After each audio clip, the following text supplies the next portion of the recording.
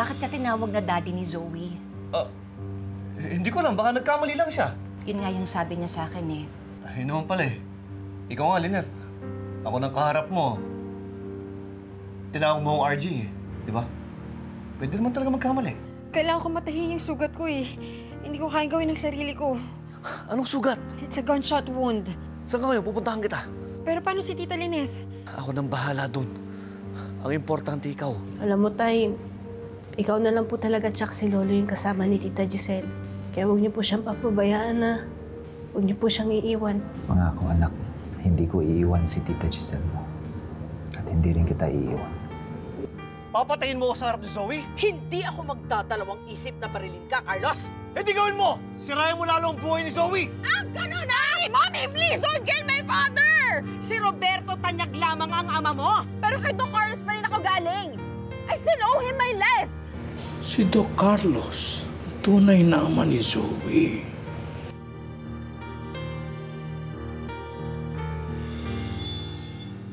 Tanda! Ano? Hindi pa rin ba tapos? Naudlot na eh. Hindi ko nawala na yung... Tigilan mo ako. Huwag mo akong stylean, ha? Bumalik ka ron. Hindi na!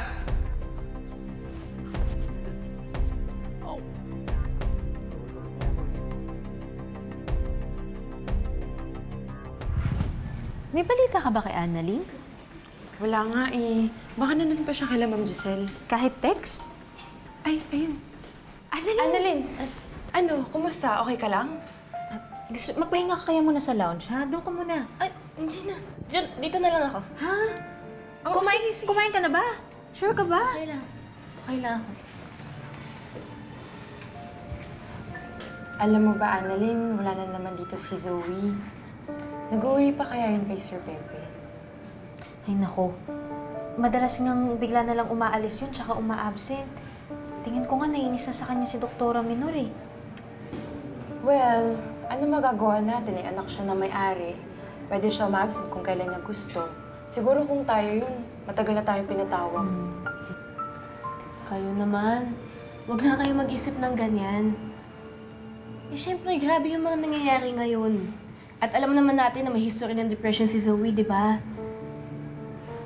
Syempre, sa mga nangyayari ngayon, maapektuhan talaga yung mental health niya. Kaya siya uma-absent. Oh, eh bakit ikaw, Annalyn?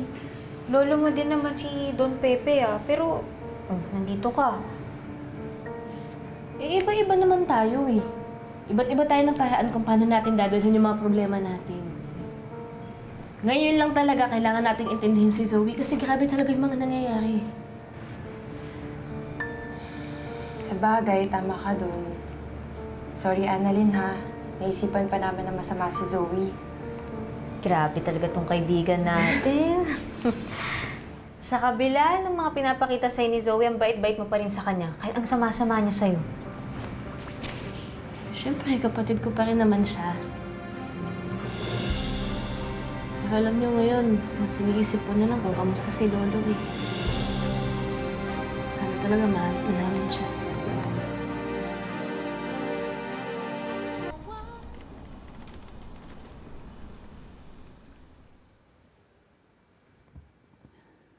Carlos?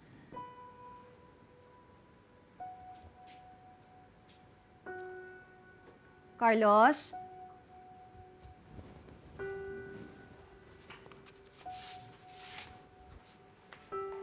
Carlos? Carlos? Carlos? Carlos?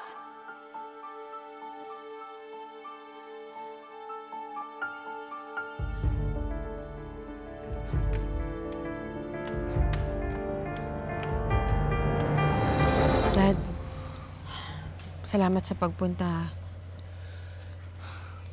Zoe, sumama ka na sa akin. Kailangan mong umalis dito. Hindi pwede. Hindi ko pwedeng iwan si Mami. Zoe, mapapahamak ka lang sa ginagawa ng mami mo. Huwag mo sayagin yung future mo para lang sa kanya. Eh, anong gagawin ko? Nandito na ako eh. There's no turning back. There's nothing I can do. Kailangan na lang malusutan namin to ni Mommy. And hindi lang naman para sa amin to, para din to sa sekreto natin. Para hindi kayo magkasira ni Tita Lineth. Basta anak, mag-iingat ka.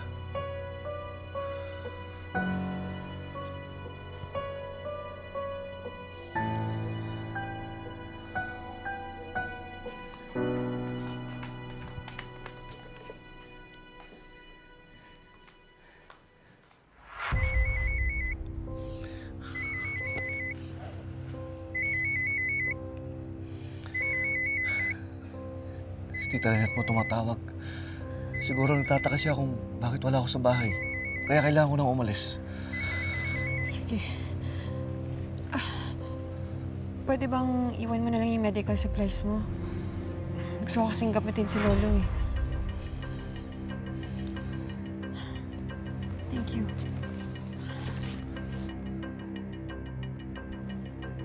Ingat ka. Thank you. Sige na.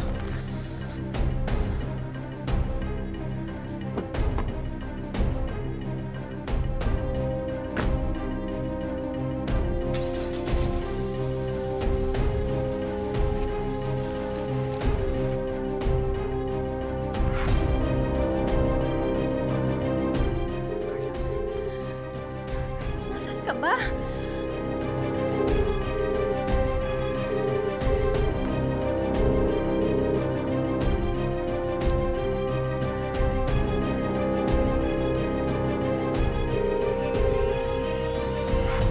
Annalyn, uminom ka muna. Ayaw mo kumain eh. Ay, thank you. Wait lang, tumatawag si Nanay. Excuse me. Hello, Nay? Ba't gising ka pa po? Annalyn, nasa East Ridge ka ba? Nandiyan ba ang tatay Carlos mo? Wala po ako sa East Ridge, Nay. Nasa Apex pa rin po ako eh. Bakit po? Kasi natatakot ako dito mag-isa eh. Napapraning lang siguro ako. Oh, edi papunta po ako dyan, Nay. Sasamahan po kita. Ay, hindi anak, wag na. Baka kasi pinuntahan ni Carlos si Zoe. Si Zoe? Bakit niya naman pupuntahan si Zoe? Anak, kasi iba talaga yung kutob ko eh. Meron bang paraan para malaman mo kung nasan si Zoe? Gusto ko sana siyang puntahan. Na hindi niyo po ako sinasagot. Bakit naman pupuntahan ni Doc Carlos si Zoe? Tay! Nak, Nakausap niyo na po ba si Zoe? si Zoe? Hindi. Bakit? Kinausap po ako ni Nanay. Sabi po niya na tinawagan daw po ni Zoe si Doc Carlos, ang hihingi daw po ng tulong. Natawag niya pa nga pong dad eh. Bakit niya tatawaging dad si Doc Carlos? Hindi ko po alam. Pero ang sabi niya po kasi, ikaw po talaga yung tatawagan niya, kaso napindot niya po yung number ni Doc Carlos. Pero hindi naman niya ako tinawagan. Ang alam ko, magkasama sila ni Moira. Pero bakit siya humingi ng tulong? Did something happen to her? Or sa mami niya? Tay, tawagan niyo po kaya si Zoe.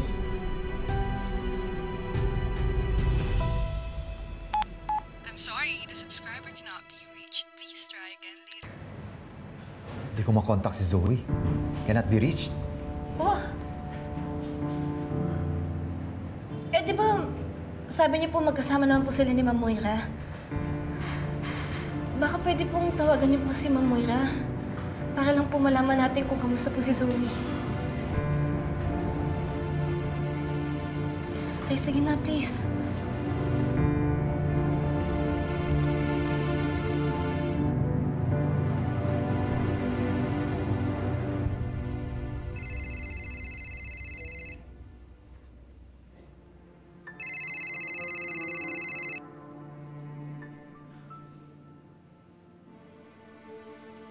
Hello, Robert.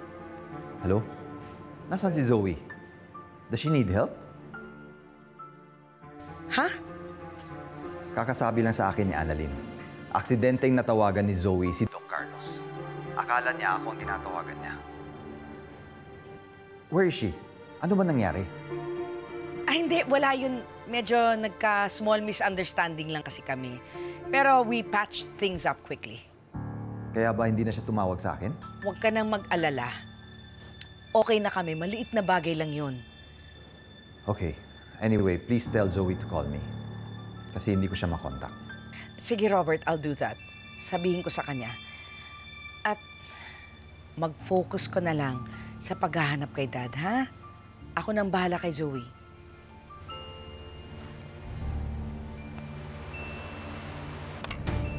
Kamusta daw po?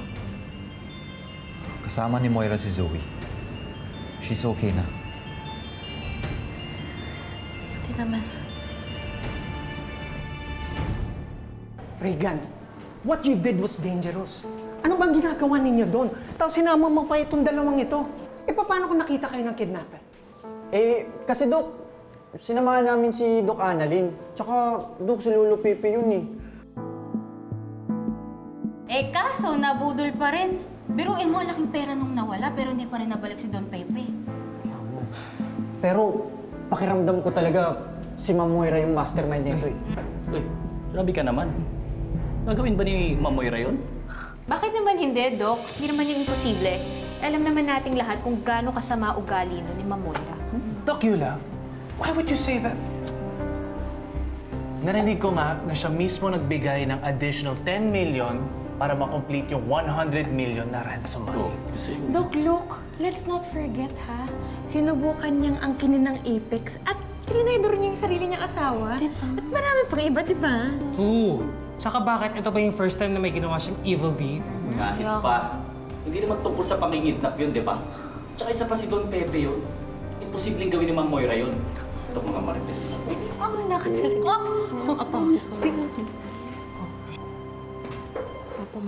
Doc Ray, what do you think?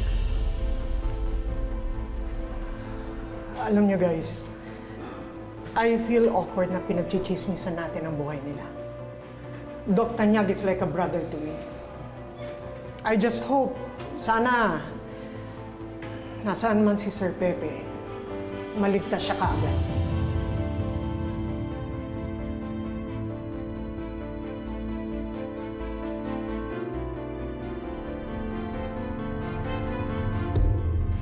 Madam, yung plano mo kay Tanda, parang pakinabang sa atin yun eh. Gusto mo, dispatchahin na natin? Alam, okay lang naman sa akin yun eh. Ang kaso si Zoe. Ayaw niyang ipapatay si Tanda. Problema ba yun? Gusto mo, ma'am, pauwiin mo muna ang anak mo. Pag umuwi na siya, kami nang bahala kay Tanda.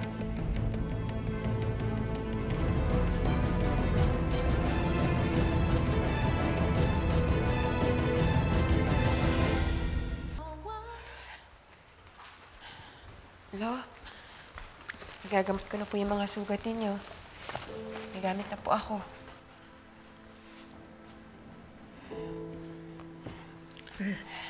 Saan mo ba nakuha yan? Dala ba yan nung doktor na nag-asikaso sa'yo? Ay bakit hindi siyang gumamot sa akin? Nagmamadali po siya eh. Kaya hiniram ko na po yung mga gamit niya. Pero huwag kang mag-alala, Lo. Gagamitin po kita. Mabait ka naman pala. Hindi ka tulad ng mami mo. Siguro naman, kahit papano, mabait din yung tunay mong ama, Apo. Ang pinagtataka ko lang, bakit niya pinatulan ang mami mo na reyna ng kasamaan? Ano kaya nakita niya sa mami mo? Sa bagay, si Obeng, hindi rin ako masagot pag tinatanong ko kung anong nakita niya kay Moira. Apo, pwede ba magtanong? Opo, Lo. Kilala mo ba yung tunay mong ama?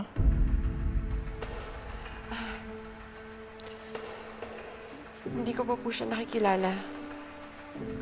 Hanggang ngayon po kasi ayaw sabihin sa akin ni Mami. Hindi tama yun. Hindi niya dapat inililihim yun sa'yo. Karapatan mong malaman. Eh, paano na lang kung nakakasama mo na siya hindi mo lang alam. Okay lang po yun. Ibali na lang po. Kasi po, para sa akin, si Daddy lang yung tunay kong Daddy.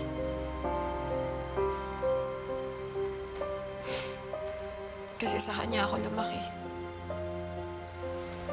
Siya lang yung nagparamdam sa akin kung paano magmahal ng isang tunay na ama.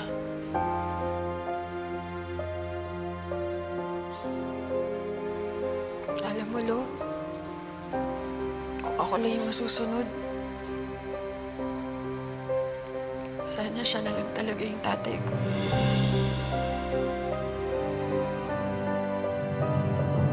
Ma'am, ako po si Police Officer Mark Gonzaga. May itatanong lang po ako sa inyo. Kilala niyo po ba ito?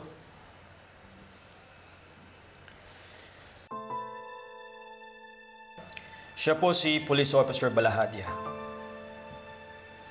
Bakit sangkot ba siya sa kidnapping? Posible po, ma'am. Kasi medyo pareho yung modus ng kidnapping. Matagal nang may record to sa amin sa mga ganitong gawain. Hindi lang siya nahuhuli sa akto. Pero huwag po kayong mag-alala dahil meron po kaming mga koneksyon para pwedeng pagtanungan kung saan mahahanap tong si Balahadia. Dahil malaki po ang grupo ni Balahadia sa Kidnap for Ransom. May sariling grupo si Balahadia sa Kidnap for Ransom. Hindi po tayo pwedeng magturo kung wala tayong mabigat na ebidensya. Balahadia? Patingin nga ate.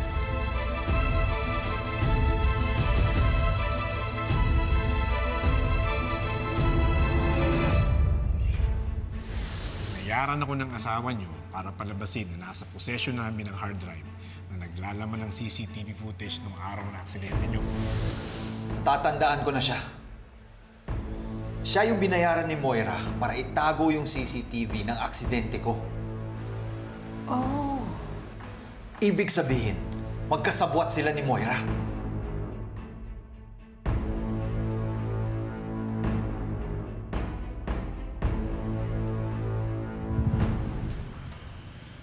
Alam mo po, nung nabalitaan kong pinanganak ka, gustong-gusto kitang makita kaagad. Sabi ko, gusto kitang makitang personal para mayakap ka. Kahit hindi kami magkasundo ni Obeng. Pero iba naman ang apo. Noon din, sandaling yon, gusto kong lumipad papuntang Maynila para makita ka. At naisip ko, kahit hindi pa kita nakikita noon, mahal na mahal na kita.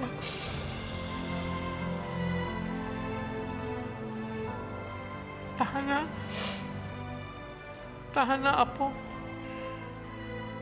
Kahit anong mangyari, tandaan mo,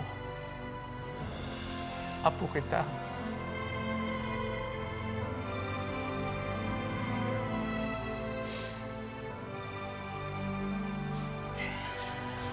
Lolo, itatakas kita. Itatakas ko po kayo.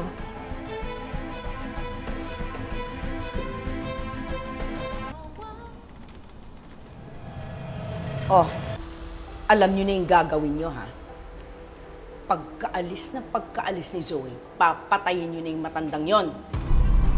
Yes, boss.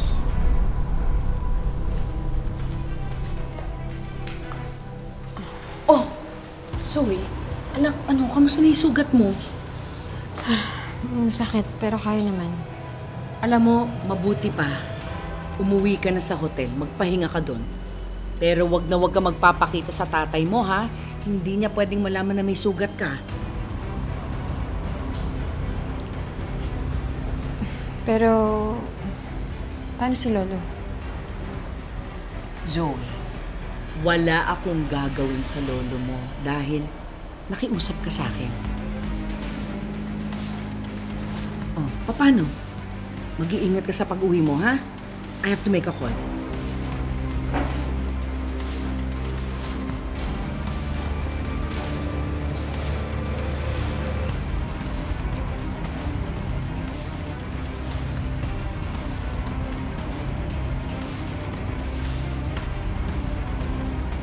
God, please, ikaw na po ang bahala kay Lolo. Alam na po namin kung saan nagtatago si Balahadja, pati yung mga kasama niya. Merong informant na nag-tip sa amin. Ready na rin po yung mga tao para hulihin sila. Saan niyo ko dadalhin? Sa impyerno. Bago mo ako patayin, Moira, meron sana akong huling-hiling. Ano yun? Alam na ng mga pulis kung saan posibleng tinago si Lolo. Tapos meron silang rescue operation mamaya. That's good. Dok, gusto kong sumunod. What?